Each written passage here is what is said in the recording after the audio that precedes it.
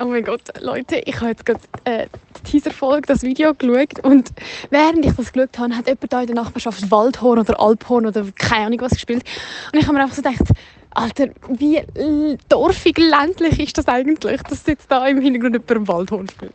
Herzlich willkommen zu Stadtland Stuss. Mein Name ist Jenny. Ich bin Flavia und in der heutigen ersten Folge geht es um Stadt versus Land.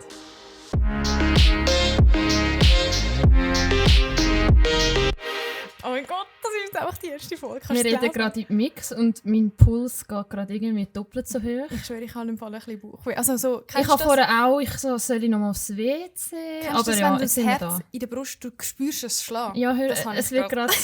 Aber es ist ein schönes Gefühl. Also wir sind excited, dass es jetzt endlich losgeht. Endlich. Seit 2 Minuten wissen wir davon. Und jetzt, heute ist einfach der Tag, in dem wir in den Sessel hocken und in die Mics reden. Und ja, das ist einfach cool. Ich freue mich. Ich mich auch. Also, komm, wir starten doch gerade einmal. Wir haben gedacht, wir machen eine Rubrik immer am Anfang von jeder Folge, reden wir über unsere Shits und Shines von der Woche. Also basically sagen wir, was gerade scheiße gelaufen ist diese Woche, was uns aufgeregt hat, aber auch was so Highlights von der letzten Woche sind. Wir picken einfach etwas raus, random, genau. Weil ich habe mehrere vielleicht Shit-Momente.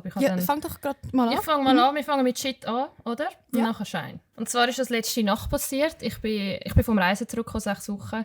Harten Jetlag hatte ich, aber jetzt nicht... Jetlag ist nicht der Shit, sondern Jetlag und Nervosität von heute ist die Scheissmischung von dieser Nacht. Nacht um 3 aufgewacht. Scheiße.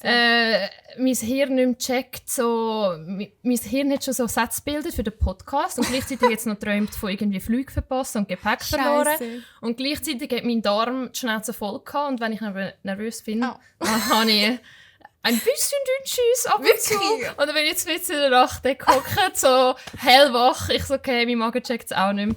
Okay. Ja, ich habe die Situation angenommen, aber jetzt bin ich wieder voll Adrenalin und bin wach. Aber oh mein Gott, so hast du schon gemerkt. Ja. Das zu dem. Was das grosse Geschäft angeht, bist du ja eine gute Weltmeisterin. Ja, Jenny ist da eher schlechter. Eine schnelle Verdauung, aber das war in dem Sinne dein Shit von der Woche gewesen. Genau. Was war dein Shit gewesen? Mein Shit von der Woche... Ich habe zuerst überlegt, ob ich das eine sagen soll, dass ich im Moment gerade so eine verwirrte Gefühlslage habe. Aber dann habe ich gedacht, das ist vielleicht ein bisschen, da müsste ich wirklich mehr ausholen. Wobei, jetzt habe ich wie schon angefangen, das zu sagen. Egal. Also, mein Shit von der Woche, oder eigentlich mein Shit of the Year, ist es, dass ich so ein bisschen eine verwirrte Gefühlslage habe, weil ich meine, ich habe bis jetzt immer wie gewusst, was als nächstes passiert. Und jetzt bin ich so an einem Punkt, wo ich ein bisschen lost bin. Aber eigentlich will ich das Gefühl wie positiv embracen. Also ich meine, ich gehe jetzt dann auf Maastricht, ich werde dort irgendetwas Cooles machen, irgendeinen coolen Job finden, hoffentlich. Und du bist ja auch eine immer von den Personen, die mir gesagt hat, Jenny, du musst jetzt einmal das ein bisschen geniessen, dass du nicht gerade weißt, was als nächstes passiert. Und ja, irgendwie... Es ist wie so, es nervt mich, dass ich irgendwie das nicht so fest geniessen kann, wie ich gerne würde. Also ich freue mich mega fest auf Maastricht, jetzt geht es dann los. Und ja, basically, ich freue mich einfach mega fest, aber es ist wie so gepaart mit Ich glaube, es muss einfach starten. Und nachher tun wir das Shitty in Shiny umwandeln. Aber ja, das ist mal so ein bisschen mein Shit of the week. Okay. Was ist dein Shine? Mein Shine, habe ich auch kurz überlegt, ich könnte auch cheesy sagen, all wieder zu sehen, ist auch so gewesen. Aber gestern hat es einfach so einen Moment gegeben, wo ich die Mami wieder gesehen habe. Und sie kennt mich einfach so gut. Mhm. Und sie hat dann die ultimative Frage gestellt am Mittag, so, Flavia, willst du Wurstsalat und Hühnchenbummel zur Nacht? Nein! Und ich so, oh mein Gott, du hast mich erhört. Nein, es ist wirklich, ich habe das... Du isst Wurstsalat mit Käse, Wurst-Käsesalat? Nein, so ein spezieller, ist jetzt kompliziert zu erklären, aber auf jeden Fall... Okay, aber basically Wurst-Käsesalat? Es ist eigentlich, spricht gegen mein Ziel, Veggie zu werden. Aber in dem Moment bin ich einfach so gewesen, ja, unbedingt nach 6 Wochen Asien-Food und so, ich brauche das einfach. Und das war so ein Schein-Moment für mich gewesen. Ja, das ist mega herzig. Ja, und habe mich dann auch innerhalb von 10 Minuten alles abgeschlungen und nachher Bauchweh gehabt. Also. Ja, super. Genau. Was hat bei dir so gescheint die Woche? Vielleicht. Nein, das habe ich sicher super gemacht. Hey, mein Shine of the Week, sorry, aber was könnte es auch anders sein als der heutige Tag? Ich habe gedacht, jetzt fühle ich mich auch schon fast schon schlecht. Nein, das ist eigentlich eine coole persönliche Anekdote, finde ich. Es ist sowieso ein bisschen obvious eigentlich. Aber ja, es ist natürlich der heutige Tag. Und der Fakt, dass, wenn diese Folge rauskommt, also das ist dann in der Woche, ja, ich freue mich allgemein so auf das Announcement, auf die ersten Reaktionen von Familie und Freunden und ja, auf das freue ich mich mega fest. Das kann ich mega verstehen und ja, bin auch mega gespannt. Ja, mega. Ja, ich glaube, wir haben die schon abgerappt, die Shit ich and muss jetzt gerade Shine. kurz auf mein Büchlein spicken. Ich wollte auch noch sagen, so, sind uns hoffentlich nicht böse, wenn wir da ein bisschen Versprecher haben oder wenn es ein bisschen, wie nennt man das, holprig daherkommt, weil wir machen das auch alles zum ersten Mal und ich glaube, wir kommen dann in jeder Folge immer ein bisschen mehr in den Flow. Ich würde auch sagen, wir machen das einfach. Ja, und du hast eigentlich schon angetan am Anfang. Learning by doing, Voll. würde ich so Learning sagen. by doing. Probieren über Studieren. Genau.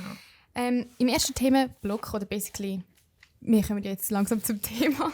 Du hast schon gesagt, wir reden heute über Stadt versus Land. Und ich habe gedacht, vielleicht können wir am Anfang zuerst mal ein bisschen sagen, woher wir eigentlich so ein bisschen kommen. Oder beziehungsweise, ja, was so unsere Herkunft ist. Und vielleicht kannst du mal erklären, so wie du aufgewachsen bist.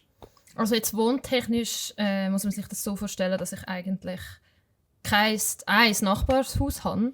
Also du wohnst wirklich, Ja. man stelle sich vor, ein Bilderbuch mit einem See, 2, 3 Kühe nebendran auf einer Wiese, Sonnenaufgang, Flavia sitzt vor dem Holzhaus und trinkt ihren Kaffee. So Genau. wohnst du, oder? Ja, also so bin ich auch eben aufgewachsen. Mit Baumhaus als Kind, Baumhaus, langer Schulweg. einmal in der Stunde vor dem Bus. Genau, also wirklich komplett. Das 500-Seelendorf, das Ja. beschreibt es gut, ohne Ja. Dorfladen. Ich bin, würde ich sagen, auch ländlich aufgewachsen in Schindellegi, aber es ist nicht gerade so dorfig wie bei dir. Also Schindellegi ist auch ein Dorf in dem Sinn. Es hat auch Kühe und alles, aber es hat zum Beispiel einen Dorfladen, es hat einen Bäcker, es hat einen Metzger, nicht so wie bei dir.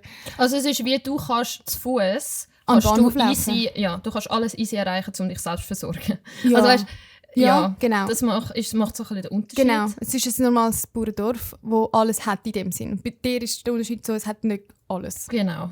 Aber wir sind beide, würde ich sagen, eben ländlich aufgewachsen. Ja, aber es zieht uns beide in die Stadt. Genau. Das kann man sagen. Ich meine, ich habe zwar noch nie in Zürich gewohnt, aber früher oder später, also eigentlich hoffentlich eher ein bisschen früher, wollte ich dann schon mal in Zürich wohnen. Ja, das ist schon echt so mein grosser Traum. So mit dem Tram können arbeiten gehen oder mit dem Velo, nicht müssen irgendwie 40, 50 Minuten pendeln.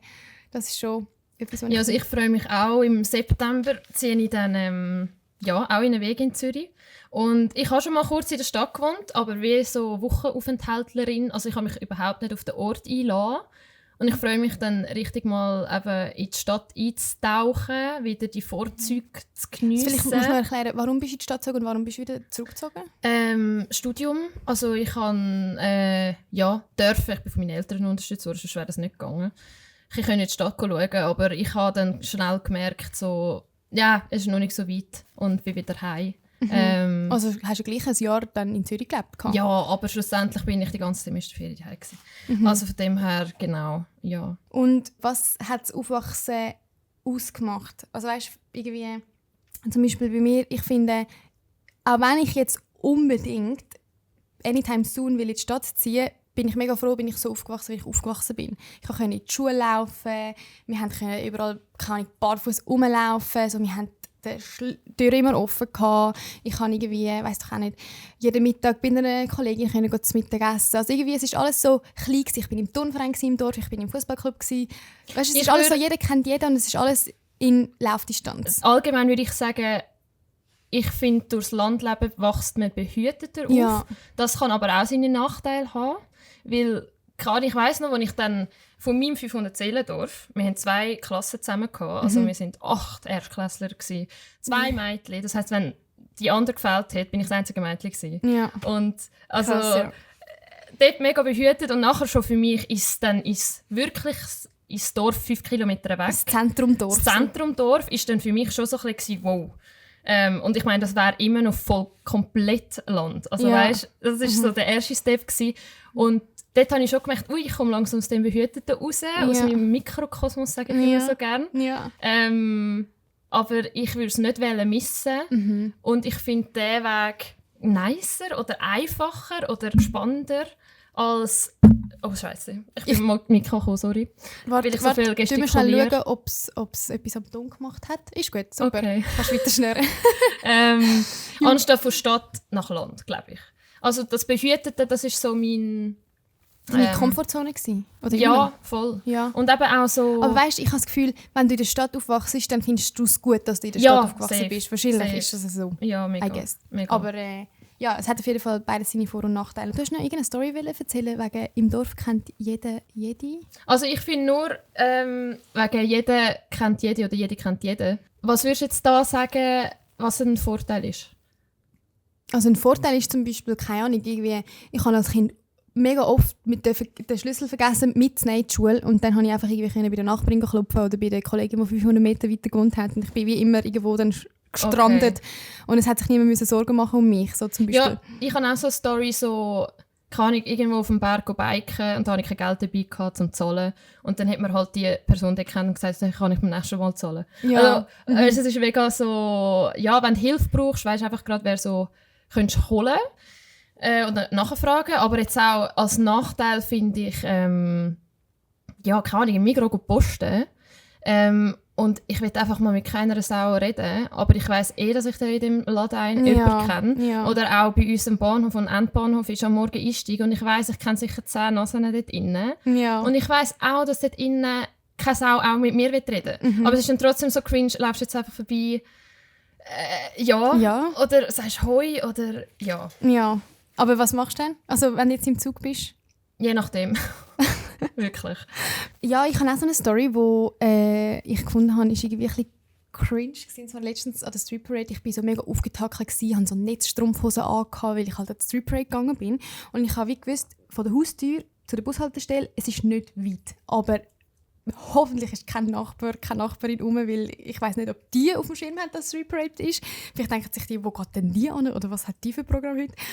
Und natürlich sind wirklich alle Nachbarn im Quartier gewesen. Der eine hat Hecken geschnitten, der andere war in der Garage, der eine ist auf dem Parkplatz rumgeschwirrt und ich war so, Alter, jetzt haben mich alle so gesehen. Und haben sie nichts gesagt? Nein, aber ich weiss, dass sie sich alle etwas gedacht haben oder du weiss doch auch nicht was. Und ich war so gewesen. In der Stadt hätten alle gecheckt, dass ich ans Street Parade gegangen bin. Oder alle hätten genau gleich ausgesehen wie ich. Weißt du, was ich meine? Ja, manchmal habe ich das Gefühl, wenn ich irgendwie, oder zum Beispiel, ich habe so Cowboy-Boots, wenn ich die anlege, dann habe ich das Gefühl, ich bin wie so das schwarze Schaf, wenn ich am Bahnhof laufe mit denen. Und vielleicht juckt es auch keine Sau. Ja, ich kann verstehen, was aber irgendwie fühle ich mich so judged oder irgendwie, weiss auch nicht. Ich finde einfach, als Person Anfang Mitte 20 ist es einfach nicht mehr so attraktiv im Dorf. Also, und das ist ja die aktuelle Situation gerade, oder? Genau, ja, genau. Aber du gehst jetzt gleich auf Maastricht, Stadt. Mhm. Wie sieht es dort aus? Ich weiss es nicht. Ich war noch nie dort vorher. Ich habe von Maastricht vorher auch noch nie etwas gehört. Ich freue mich aber mega fest. Ich habe natürlich schon auch ein paar Vorstellungen oder Hoffnungen. Also ich hoffe, dass das dann im Verlauf von, weiss ich auch nicht, in den nächsten 3, 4, 5 Wochen vielleicht auch zu so einem Zuhause wird. Also das wollte ich dich vielleicht nachher auch noch fragen. So, was ist für dich eigentlich so die Definition von Zuhause? Ich merke immer mehr, durch meinen Freund jetzt auch, dass wie eine Person, also ich mein Zuhause auch ist, weil ich jetzt dann auch ausziehe und irgendwie merke ich so, dass ich, wenn ich jetzt immer, ich sage jetzt, es ist nur das Zuhause, ich weiss nicht, wie ich es nachher sage, wenn ich dann in Zürich wohne, so, eine Kollegin von mir sagt immer gut, sie geht in die Heimat. Und nicht Hei, weil ihr Hei ist jetzt da, wo sie jetzt ist. Also ihr Hei ist in der Stadt und wenn sie sagt, sie geht in die Heimat, sagt sie geht zurück ins Dorf. Ja, und das finde ich eigentlich cool, weil ich will auch ein neues Hei schaffen oder auch mehrere Hei, ich weiß nicht, aber weil für mich ist so zum Beispiel die Definition von Hei sein ist für mich, ich habe mir überlegt, okay, an welchen Situationen merke ich so, dass das mein Hei ist. Zum Beispiel irgendwie dort, wo du auch im Dunkeln rauskommst, wo was ist. Oder irgendwie, mir ist das Beispiel in den Sinn gekommen, wenn du auf der WC-Schüssel hockst, du weißt genau, dass wo die WC-Rolle ist, zum Nachfüllen, wenn du sie mal brauchst. Also so ein bisschen intuitive Gestik. Du weißt einfach, wo alles ist und auch zum Beispiel im Dunkeln, eben, keine Ahnung, du weißt genau, es sind 7 Schritte bis zu den Stegen. So, ja, aber ich meine, du kannst auch in einem Hotelzimmer, wenn du dort 7 Monate wohnst, weißt, wo alles ist, das ist ja noch nicht dein Zuhause, oder schon? Keine Ahnung, wenn ich jetzt 7 Monate in einem Hotelzimmer wohnen würde, hätte ich schon irgendwann das Gefühl, das ist mein Zuhause. Also, ja, emotional ist halt schon einmal... Ja, und genau, das wollte ich auch noch sagen. So, zum Beispiel im Dorf, wenn ich mit dem Hund laufe, es gibt keinen Fleck, wo ich nicht irgendeine Erinnerung gemacht habe. Also wirklich überall. Ich kann dir sagen, auf dieser Brücke ist das passiert, hinter dem Schulhaus hatte ich meinen ersten Kuss gehabt. Bei dem Robidog habe ich mal mit der Kollegin mega fest gestritten, hinter dem Busch haben wir uns mal versteckt. Also wirklich überall habe ich irgendeine Kindheitserinnerung. Und das ist ja schon mega schön. Ich glaube nicht, dass ich das irgendwo an einem anderen Ort einmal wird haben. Ja, also ich sehe voll deinen Punkt. Aber ich nehme an, wir haben ja, wenn wir mal ein neues Zuhause für uns schaffen, dann wird ja wie, wirst du das dann, das nimmst du ja dann auch Zuhause, oder? Ja, eben darum. Ich sage ja, wenn ich dann auf Maastricht ziehe, hoffe ich, dass ich irgendwann auch dort so ein bisschen das Gefühl habe, nicht, dass ich dort halt das halbe Jahr fast, wo ich dort bin, irgendwie das Gefühl habe, ich bin auf Besuch, sondern ich will auch, dass ich irgendwann dann in dieser Stadt mich auskenne, weiss, wo meine Favorite Spots sind, auch Erinnerungen machen an gewissen Orten. Und das hoffe ich schon. Aber ob das dann so wird sein, weiss ich nicht. Das werden wir dann sehen. Das daten wir uns ab, würde ich sagen. Ja, aber und ich würde sagen, wir gehen so ein bisschen Vor- und Nachteile durch. Ja. durch. Wir haben schon eins gemacht. Oder Für auch mich durch. ein Nachteil, habe ich gemerkt, in der Persönlichkeit ist, ich behaupte, dass das Landleben mir meine Spontanität genommen hat. Weil ich habe immer geplant, wenn ich einen Zug nehme, wenn mich meine Eltern abholen, wenn ich mit dem Bus heim muss. Und es hat wirklich, also ich weiss noch, einen ersten Moment, wo ich dann richtig Stadt zu einer Kollegin bin und sie dann gesagt hat, ja, wir schauen mal, ja, das. Und ich habe da Puls bekommen, also nein, wir wollen doch jetzt, also ich war überhaupt nicht gechillt gewesen. Und dann habe ich schon ein paar Mal den Spruch bekommen, ja, bist du ein bisschen spontan? Und ich so, ja, nein, ich kann nie spontan sein. Du musst schauen, wie du heimkommst und du hast mit den Eltern abgemacht. Und das merke ich auch heute noch bei Treffen oder so. Wenn wir jetzt so einen Kaffeeladen machen, dann erwarte ich wie von mir, oder weiss ich, wie lange das geht. Weil ich gewusst habe, dann muss ich wieder auf den Zug. Oder dann, weißt du? Und so dann für dich ist nicht Open-End. So ja, und das ist für mich mega schwierig. So zum sagen, ja, wir treffen uns mal dort und dann mal schauen. Vielleicht gönnst du das wieder, ja, voll, aber das habe ich das Gefühl, das habe ich auf dem Land so ein bisschen... oder das hast du wegen dem verloren? Oder ein Teil sicher. Voll, also verloren, ja. Das ist für mich. Ist das bei dir... Hey, punkto Spontanität, ich finde es im Fall genau umgekehrt. Ich finde, also wo ich aufgewachsen bin, ich bin genau wegen dem, weil alles so nah war, weil alle meine Freundinnen so nah gewohnt haben, bin ich eben genau spontan gewesen. Ich kann mich erinnern, in der Primarschule, das ist jetzt schon ein bisschen länger her, aber die Kollegin und ich, wir sind immer zusammen heimgelaufen und sie hat wie näher an der Schule gewohnt als ich. Und wir haben dann immer bei ihr vom Besucherparkplatz aus, haben wir wie ins Quartier reingeschrauen, basically, weil dort, wo sie gewohnt hat, das war wie so auf Höhe vom Besucherparkplatz gewesen, und wir haben immer gehofft, dass die Mutter uns hört schreien, dass sie raus auf den Balkon kommt. Wir haben dann immer so gefragt, Mami, wir haben dann so gerufen, Mami, darf Jenny heute bei uns zu Mittag essen? Und dann habe ich immer gehofft, dass ich nicht alleine noch weiter heim muss laufen. Und so zum Beispiel sind wir mega spontan gewesen. Oder irgendwie, wenn ich mal weit weg war bei Kollegen, ist es wie auch klar gewesen, dass ich jetzt heute wahrscheinlich da übernachten darf. Aber das ist ja Plan. Weil ich nicht mehr heimkomme oder so. Aber das ist ja der Plan. Weißt, bei mir ist wie so, das nächste Dorf eben 5 Kilometer oder auch ins Volleyballtraining oder so. Das ist alles weit. Also ich konnte dort nicht laufen. Ja. Und so, ja, primar, also ich hatte schon 2 Kilometer Schulweg gehabt. Dort bin ich auch schon gelaufen. Also, aber mit einer Kollegin. Aber es ist wie so nachher auch so im Sek. Ja, ich verstehe, was du meinst. Ja, doch, dort habe ich das und auch. Und ich hatte auch irgendwann schon mit 16 eine Vespa gehabt, da bin ich auch ein bisschen unabhängiger gewesen. Geil. Das habe ich nie gehabt. Aber ja, nein, ich verstehe, was du meinst. Aber vielleicht hast du ja genau wegen dem, bist du schneller unabhängig geworden, weil du so im Gacko draussen lebst.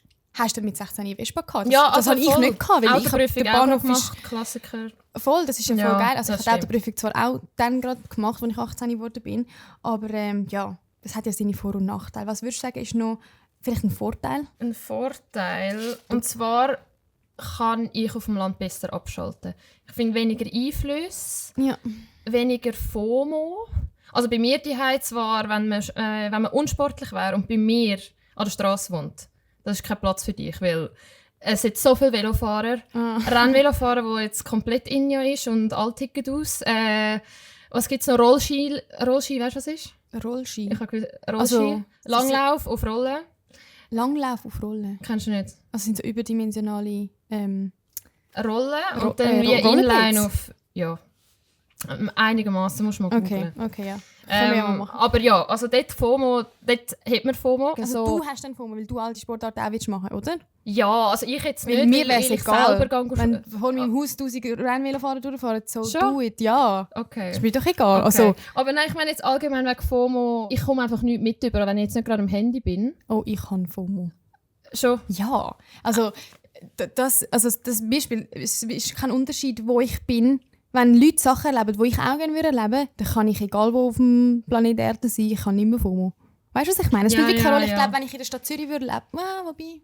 Aber weißt du, du hast keinen Garten und so. Ich kann besser runterkommen, aber das ist vielleicht, weil ich mich schon daran gewöhnt habe. Ja. Vom ganzen Pendeln an die Uni und so. Und wieder heimkommen war für mich immer, mal keinen Verkehr hören, mal ein bisschen so. Get it. Bei mir ist es ein bisschen anders. Bei mir ist es wie so, wenn ich halt daheim wohne, ich habe noch nie wie du mal in Zürich gewohnt. So, ich kenne es wie nicht. Also so das Gefühl von, ich komme jetzt heim, ich bin froh, ich bin daheim, ich bin froh, ich kann jetzt abschalten, das kenne ich nicht, weil ich bin immer so, ich freue mich immer, wenn ich auf Zürich gehe. Ich freue mich immer, wenn etwas los ist, wenn ich mal ein Wochenendprogramm habe, ich habe gerne, wenn etwas läuft und so. Darum sehne ich mich wieder nach, eine Base in Zürich haben, damit ich immer mit im Kuchen kann sein kann. Weißt du, was ich meine? Ja, ich weiss, und ich genieße es aber trotzdem auch, also ich habe das auch als einzigen Vorteil tatsächlich aufgeschrieben vom Land, dass es halt dort ruhiger ist. Also ich genieße es schon auch mega, eine Kuhglocke hören am Morgen, wenn ich das Fenster aufmache oder irgendwie mit dem Hund laufen und ich treffe niemanden, weißt so, das ist schon schön. Ich genieße das auch mega fest. Also mein Handy-Bildschirmhintergrund ist auch irgendwie eine Aussicht vom grossen Mythen, aber also es ist wirklich... Mythen, das ist ganz wichtig, Jenny. Sorry, es tut mir leid, aber da kommt gerade in der Region, oh mein Gott, das wird... Wieso ist das fatal? Mythen, ja. Wenn ich Mythen sage? Ja. Warum? Sorry, du kommst vom Kanton Schweiz. Leute da außen vom Kanton Schweiz wissen, was ich meine. Egal, also sorry, wir kommen noch schnell zu einem weiteren Punkt. So, erzähl. Wo eigentlich ein classy Punkt ist. Und zwar, was denkst du? Pendeln, genau. Also ÖV-Verbindungen ist sicher ein... Nachteil? Genau. Du machst das Ratenspiel. Ja, sorry. Nein, also ich habe alle Stunden Bus und am Wochenende alle 2 Stunden. Ja, also eigentlich kann ich gerade so gut laufen, ab und zu. Ja, aber du bist dafür immer abgeholt worden und gefahren worden. Oder eben mit der Vespa gedüst, oder? Ja, oftmals. Ja, also ich muss sagen, ja, bei mir sind ÖV-Verbindungen auch richtig schlecht, weil Nachtzüge gibt es keine. Also irgendwie um 12, 12:30 kommt der letzte Zug an, aber ich meine, dann kommst du noch nicht vom Ausgang heim. Darum, entweder sind wir einmal, was haben wir gemacht zum Heimkommen? Wir sind einfach ins nächste grössere Dorf gefahren und von dort mit dem Taxi heim, aber kostet auch irgendwie 10 Minuten Autofahrt oder weniger, kostet 35 Stutz. Klar, wenn du irgendwie das 4. fährst, kannst du es aufteilen, aber manchmal bist du halt nur noch das 2. und dann ist es schon auch Ich bin beispielsweise 5 Kilometer heimgelaufen nach der Fasnacht im Fasnachtskostüm. Alle haben gedacht, was ist mit der los? Aber das ist bei uns so, aber wenn du so eine Person siehst, dann weisst du, ja, die wohnt im Dorf raus, muss jetzt heim. Die muss jetzt noch heimlaufen. Genau. Ausnüchterungslauf. Geil. Aber nein, apropos ÖV, kleiner Shoutout an unsere Werbepartnerin Sunrise. Mit ihren Young Handy-Abos hast du nämlich 50% auf ihr Halbtags und mehr Infos dazu findest du in den Shownotes. Sorry, das hätte jetzt so ein Schluss sein von einer Werbung, aber das passt nicht. Aber ich will jetzt so schnell zu einem letzten Nachteil kommen. Ja. Und zwar einen fetten Nachteil. Sorry. Was kommt jetzt? Ausgang. Aha, ja. Gleich also, 0. Ich habe die Erfahrung gemacht, ich habe eine ältere Schwester. Sie hat die schöne Zeit von einem Club im Dorf noch miterleben. Ihr habt einen Club? Ja.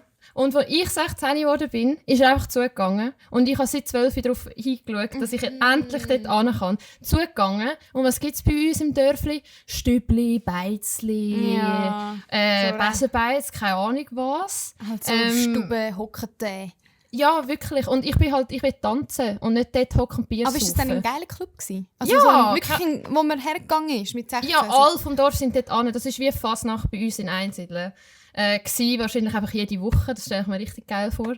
Hat es halt nie gegeben, das vermisse ich immer noch und ich würde immer noch gerne zurückschauen, wie sich mein Leben vielleicht entwickelt hat. Aber wir können jetzt gerade so in den Sinn so, was ja einmal auch noch richtig cool ist, obwohl das nicht in der Stadt stattfindet, sondern so Dorffester, wie, keine Ahnung, Kilby, Fasnacht, Turnverein, Fest und so Zeug. Das kann ja auch immer mega lustig sein, weil du halt einfach die Leute kennst, die dort rumschwirren, von früher und voll. Aber das sind so einmalige, das ist nicht so, du gehst am Wochenende mal schauen, weißt? Das ist ja dann so grosse Events. Das finde ich auch cool. Eben, das finde ich eigentlich auch lustig, auch wenn es so mega, wenn ich gehe eigentlich fast nicht mehr an so Sachen, aber wenn ich dann mal gehe, dann bin ich wie so, es erinnert mich mega fest, so eben früher. Früher einfach. Und das ich bin mal allein auf Fasnacht, also ganz spontan in eine ganz kleine Fasnacht. Allein? Und das ist so geil gewesen. Jetzt kommen wir wieder zum Punkt, jeder kennt jeden. Weil ich dort fast alle kennt habe, ich immer wieder jemanden zum Reden und wenn ich keinen Bock mehr hatte, habe ich einfach weiterlaufen und mich nicht mal absprechen so, ja, kommen wir mit, sondern und ich konnte gehen, wenn ich wollte. Also ja, das ist cool. Auch so ein Punkt. Und was ich jetzt mir so überlegt habe, es wärst dabei, vielleicht mal in einsiedeln, einfach in eine Beiz hocken wir zwei. Das wäre doch spannend ja, zu erzählen. fix. Mal schauen, was passiert. Das könnten wir wirklich Ich habe das machen. einmal gemacht, als ich so einen Ferienjob hatte.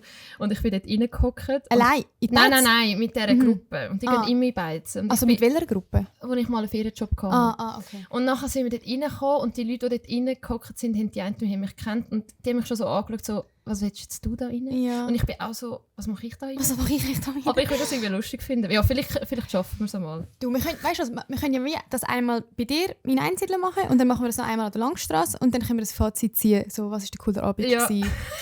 Vielleicht ist das ja dann gar nicht so unterschiedlich. Spannend. Ja, aber ja, vielleicht bin ich da ein bisschen schauen. vorgenommen, aber... Mal schauen, auf jeden Fall. Bei meinem Fazit ist immer noch... Kennst du das grösser als kleiner als Zeichen? Ja. Wo würdest du jetzt Stadt und Land her tun? Also Ja, du Stadt bist jetzt gerade vor Stadt Land? grösser. Bei Ja, mir wahrscheinlich ja. auch, aber ich habe das Gefühl, es zieht mich wieder mal aufs Land zurück. Ich schätze es mega. Und Ja, da reden wir jetzt Bla, von bla. in, keine Ahnung... Oh, Scheiße, jetzt bin ich wieder das Mic.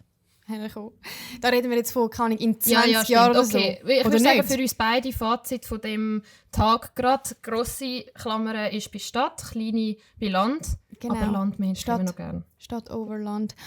Aber eben, wir lieben es beide, dass wir im Stadt, ja genau, auf dem Land aufgewachsen sind. So viel Stadtland, ich kann nicht mehr reden. Ja, ich glaube, es langt zu Stadtland. Wir haben alles rausgehauen, was wir wollen. Wir haben zum Schluss noch eine kleine Rubrik und zwar reden wir auch in jeder Folge über unsere Stadt-Land-Stuss-Bucketlist. Und zwar tun wir jede Folge etwas auf die Stadt-Land-Stuss-Bucketlist und weisen das so ein bisschen diesen 3 Kategorien zu. Und zwar, ich tue dir etwas auf die Bucketlist und du tust mir etwas auf die Bucketlist. Genau, also ich weiss nicht, was Jenny mir jetzt gerade sagt. Genau. Und ich weiss nicht, was ich... Doch, ich weiss, was ich dir sage. Genau. Oh mein Gott, in Folge hoffentlich. 10, in der letzten Folge, schauen wir dann zurückschauen und schauen, was von dieser Bucketlist haben wir abgehakt, was nicht. Vielleicht reden wir im Verlauf von der nächsten 10 Folgen schon mal über das. We will see. Also, was gibst du mir auf die starte Bucketlist? Also, ich gebe einen kleinen Hintergrund. Jenny hat früher mal Tanzen als Hobby gehabt, also so wirklich so Paartanz. Also Latin Dance. Latin Dance. Und dort habe ich sie noch nicht gekannt. Das habe ich einfach so ein bisschen online mitverfolgt. Und ich weiss noch... Online? Sie wird, Auf sorry, Insta? auf Insta. Also, was das ist jetzt so, als würde ich Ja. Tanzvideos Ja. auf einer Webseite Nein, posten sorry. oder so. Und sie hat letztes Mal mir eigentlich mal ein Video zeigen, aber du hast es irgendwie vergessen zu zeigen. Und ich würde dir auf die Liste setzen, Oh dass Gott. du in nächster Zeit irgendwie mit jemandem tanzt, jemanden, den du kennst oder auch nicht, keine Ahnung, aber ich würde einfach gerne, also sorry, das klingt jetzt so, aber ich würde dich gerne mega, tanzen also, ich würde dich sehr gerne tanzen sehen, nicht ein altes Video, sondern irgendein neues. Ist Also egal, wie du Paartanz. das machst, aber Oh du Gott. brauchst halt einen Partner oder eine Partnerin, ist egal, aber das würde ich dir auf die Liste setzen. Und was ist das, welche Kategorie? Kategorie Stuss? Stuss. Okay. Ich habe in Anlehnung zu unserer zweiten Folge etwas, was so ein bisschen festivalbezogen ist. Und zwar, ein kleiner Teaser an dieser Stelle, nehmen wir die nächste Folge nicht im Studio auf, sondern am Zürich Open Air. Das ist möglich dank der Sunrise Moments. Mein To-Do für dich, für deine Stadtland-Stuss-Bucketlist, ist, dass du am Festival, wo wir ja dann sind, am Zürich Open Air, dass du es schaffst, bei jemandem auf die Schulter zu gehen und dort irgendwie, keine Ahnung, ein Lied, nicht das ganze Konzert, aber irgendwie ein Lied dort oben 3 Minuten muss die Person mich heben. Genau, also du musst wie da die muss ich aber Aufgabe ist es... muss ich eine kräftige Person aussuchen. Genau, eine kräftige Mann, eine kräftige Frau, Okay. whatever. Du musst einfach wie ein Lied lang auf die Schulter verbringen. Gut, ich bin gespannt. Ja. Ja, und ich bin auch gespannt eben auf die zweite Folge. Jenny hat noch schon gesagt, ist am Zürich Open Air und wir sind dann aber nicht das Zweite, sondern haben noch einen Gast. Genau. Dürfen wir schon sagen, wer? Wir dürfen es droppen. Wir haben jetzt gerade kurz unsere Produzentin angeschaut. Auf jeden Fall werden wir in der nächsten Folge mit der Lou Kaina reden, eine Schweizer Musikerin.